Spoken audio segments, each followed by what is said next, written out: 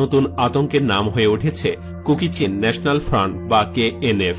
পার্বত্য অঞ্চলের 9টি উপজেলা নিয়ে আলাদা একটি দেশ গড়তে চাওয়া সশস্ত্র সংগঠনটি একের পর এক হত্যা, হামলা, অপহরণ আর চাঁদাবাজির মতো অপরাধ করেই চলেছে।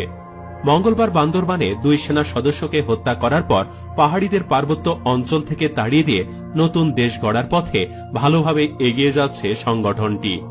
এখন প্রশ্ন হচ্ছে, আসলে কি বাংলাদেশের বুকে জন্ম নিবে আরেকটি রাষ্ট্র? কেন কুকি চীনের সাথে পেরে উঠছে না বাংলাদেশ সেনাবাহিনীও?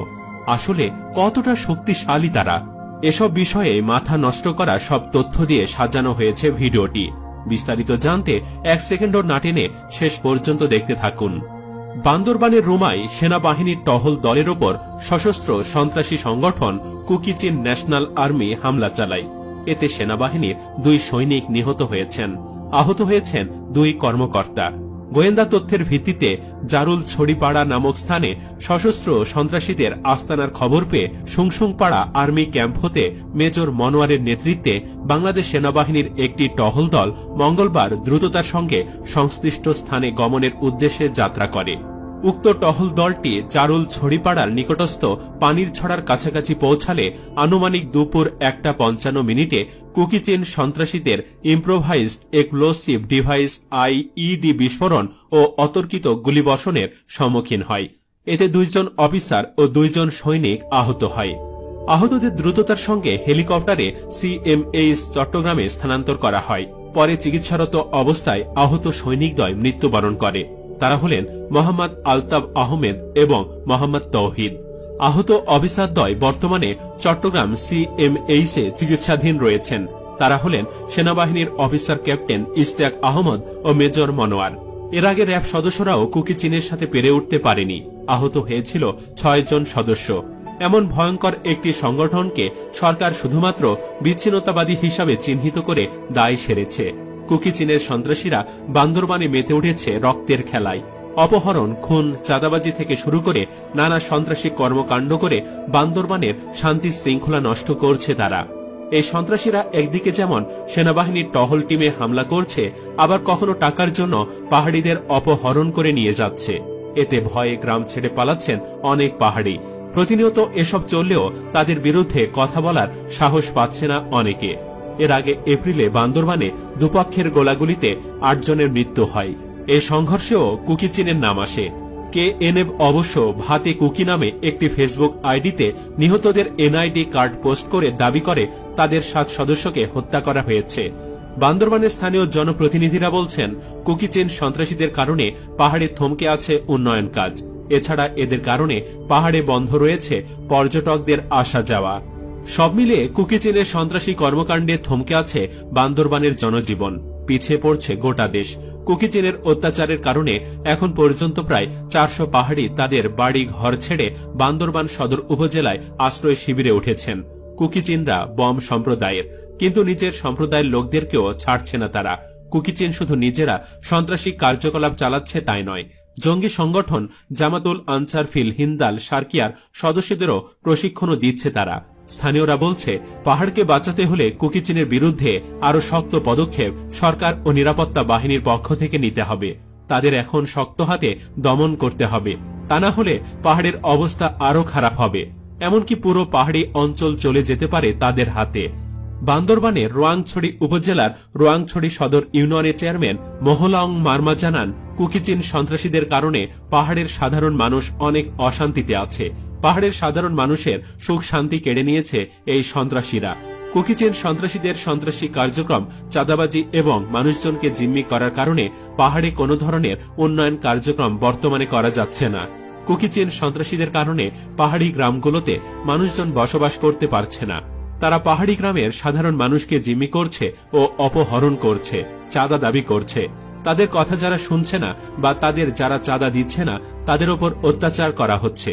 এর ফলে পাহাড়ি গ্রামের সাধারণ মানুষরা শহরের দিকে চলে যাচ্ছে। গ্রামগুলোর অবস্থা এমন, যে কোনো গ্রামে যদি 60টি পরিবার থাকার কথা, সেখানে এখন আছে মাত্র 10 থেকে 15টি বা সর্বোচ্চ 20টি পরিবার। বাকি পরিবারগুলো জীবন বাঁচাতে শহরের দিকে চলে যাচ্ছে।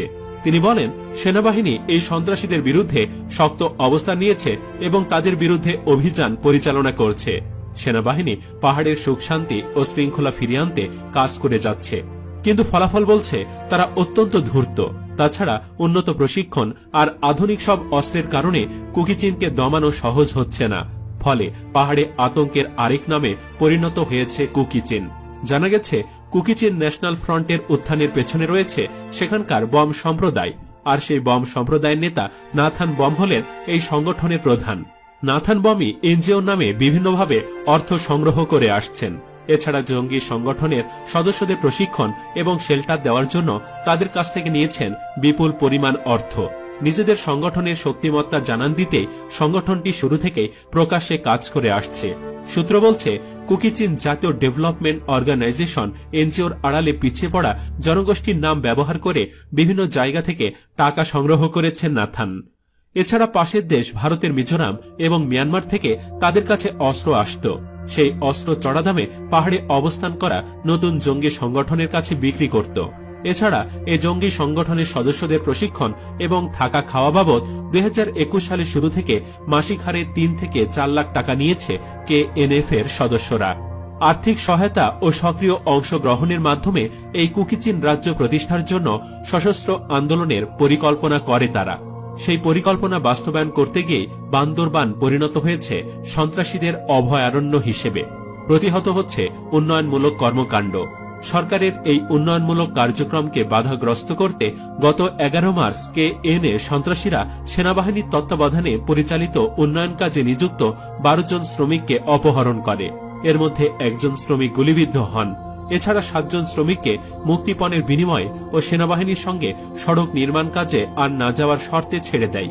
বাকি 4 শ্রমিককে এখনও কেএনএ জিম্মি করে রেখেছে বলে জানা যায়। গত 7 এপ্রিল বান্দরবানের রোয়াংছড়িতে কেএনএ সন্ত্রাসী ও ইউপিডিএফ এর মধ্যে গুলি বিনিময়ের ঘটনায় 8 জন নিহত হন। নিহতরা সবাই বম সম্প্রদায়ের বাসিন্দা। তার আগে গত 8 ফেব্রুয়ারি বান্দরবানের 3 উপজেলায় কেএনএ গাড়ি চলাচল বন্ধের জন্য পরিবহন মালিক সমিতিকে হুমকি দিয়ে নোটিশ জারি করে, যার মূল উদ্দেশ্য বান্দরবানকে পর্যটক শূন্য করা।